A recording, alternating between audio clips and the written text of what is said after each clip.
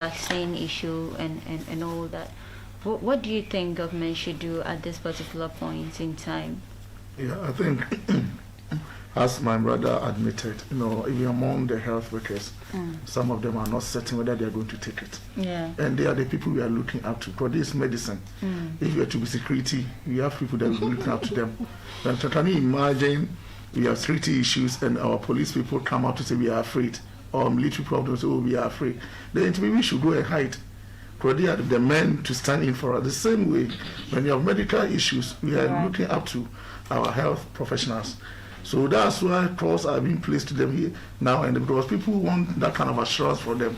And now it's very unfortunate that when you call some of them, as I spoke to somebody yesterday, and I didn't get the kind of assurance I wanted, or I was expecting from him. And that's very bad. You understand? Because I believe most calls will be going to them. So now they need them. We need to now, give them the kind of assurance they need, because for now they are not certain. And if they are not certain, I know the large chunk of our population will not be certain, because we are depending on them now for the information. This medicine. And you cannot just go to a pastor for information on medicine. You cannot go to lawyers for information on medicine. They are the right people to educate us. So I believe the kind of information they need to quickly, as early as possible, whether through seminars or what kind of thing they can do to explain things to them. They need to do it, because the teachers, we call it a trainers on training. Those who are being taught to come and teach us are telling that they don't know anything about it. It's very alarming, and I think for now, whatever the government needs to do, I think they quickly need to. Because this one, you can't use force. As my brother says, it's one of the greatest. One thing that is very powerful is belief. That's why somebody can put a bomb on himself, believing that if I should die with a certain group of people, I will end up in heaven or so. That's the kind of belief people have.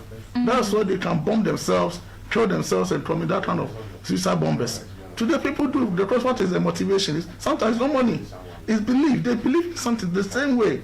Some of those crusaders, Christians, were being killed because they believe that if you should die in this kind of state, I will end up in heaven. So belief is very, very powerful. What you believe in affects, in fact, it affects everything that you do. That's why somebody can fall sick, and as he rightly said, a colleague, a medical or doctor going for herbal medicine. It's not that herbal medicine is not good, but they understand that it has its own issues. They understand that's belief. So when people now have belief in that, means some of the information I alluded to have gotten down to the medical officers. There are some of them that believe in the conspiracy theories. You understand? So until you now give a different information to them, you can never, because any time there are issues are problems, try on information, depends on what you hear.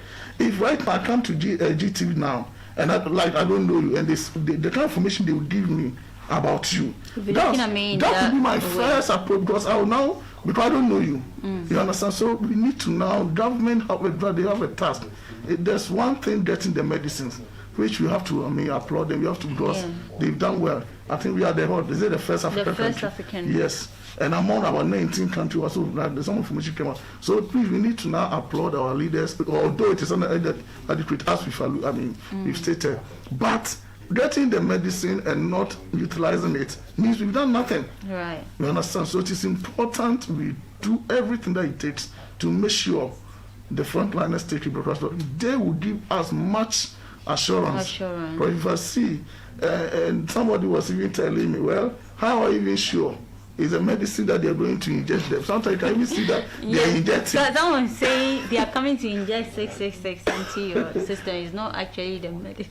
So these are the information out there. And over the years, pastors have been preaching about this, and although depending on your level of knowledge and those things, because from what I said, it's a different thing. That's what I stated earlier, that if you are refusing this medicine, they should as well refuse the polio immunization and the rest. Because from time to time, some of these medicines come to solve some of human issues. So we shouldn't now link this to our senses, because senses is a different thing. You understand? But this information is out there. How are we diffusing it?